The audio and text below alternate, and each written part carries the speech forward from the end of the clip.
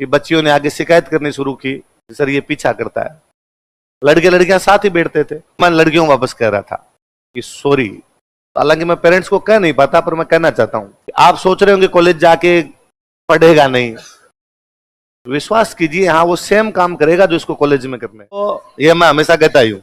मैं दिन इधर कोई दूसरे वाले रूम में कोई शाम का बेच लग रहा था, मैं दिन उसमें गया हुआ था, तो वहां मेरे को बच्चे बोले, अब वो पुराने टाबर हो गए, तो वो मेरे को जाते गए, अरे सर ये क्या कर दिया। मैं कई दिन से उस बेच में गया था, सर ये क्या कर दिया हमारे साथ, क्या हो गया। लड़कियों को अलग बिठाने लगे, लड़कियों को। तो कोई लड़कियों में से कोई बोला कि सर वो हमारे आगे आगे बिठाते हैं पर हम कभी लेट हो जाते हैं, तो फिर हमें तो सीट ढूंढने में भी अजीब सा हो जाता है।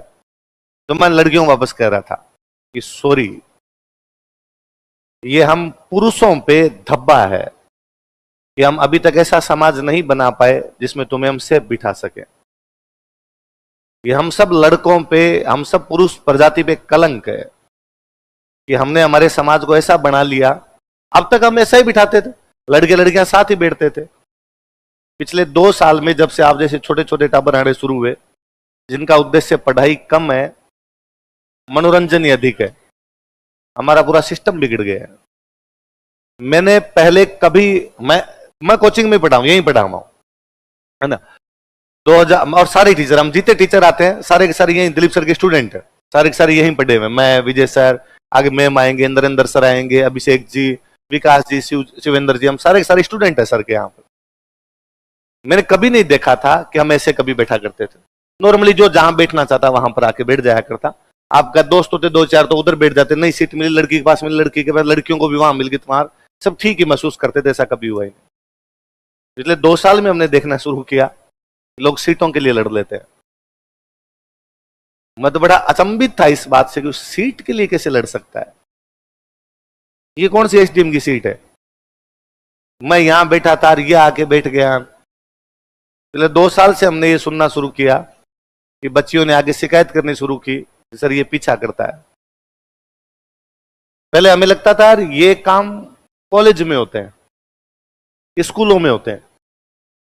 मैं अक्सर जब लोगों को कहता हूं, मैं हर बार हर पेरेंट्स को कहता हूं जो मेरे से मिलता है, कि अपने उन बच्चों के यहां एडमिशन मत करवाइए जो फर्स्ट ईयर सेकंड ईयर में पढ़ते हैं।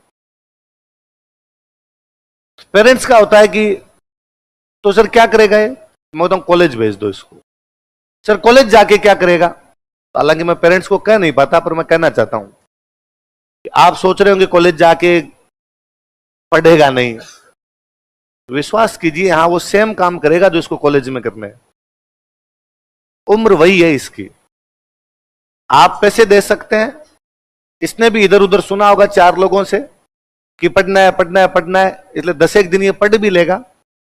हमारा तो काम ही पढ़ाना, तो हम पढ़ा भी देंगे, पर इसके मन में हार्मोन्स वही रहेंगे।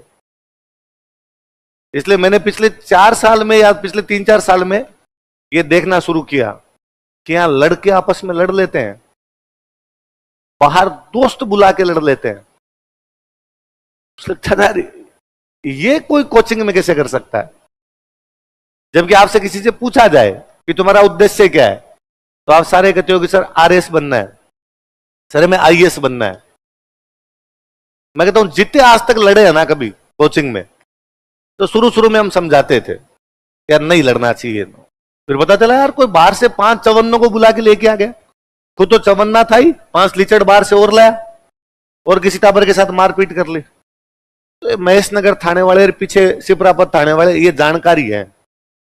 तो हम नॉर्मल सा उनको कहते हैं आ जाओ, एक सही आ रखा है तुम्हारे लिए मामला। थोड़ा एक लाइन चलती है ना उस पुलिस वाले पे, जिंदगी भर एग्जाम देने लायक ही नहीं है।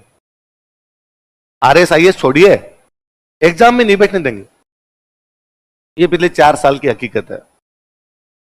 ये सेपरेशन छोड़ो, जिस प्रकार से लड़कों तुम्हारी बुद्धि है ना, मुझे लगता है लड़कियों को कहना पड़ेगा बुरके में हो, इधर ताड़ना पड़ेगा, यूं अलग से सेपरेशन करना पड़ेगा कि टेंट बनाया जाए, लड़कियां अलग बैठे तुम अलग बैठो। खुद को सुधारिए।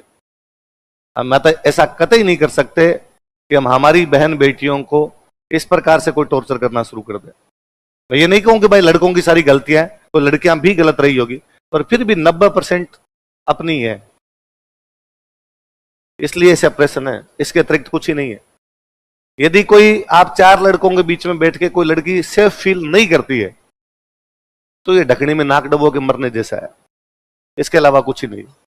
यदि कोई लड़की, कई बार होता है क्या, जब अलग अलग बैठते हैं कि पीछे कोई लड़की आगे बैठ गई, तो कई बच्चियों ने तो उनसे तो मेरे क्या बोले, मैं उनसे सबसे 10-12 साल बड़ा हूं, जरा आपसे तो बताया नहीं जाता, उनको पता आगे लड़की बैठी है, उसके बावजूद वो पीछे ऐसी अजीब अजीब बातें करते हैं जो सुनी भी नहीं जा सकती।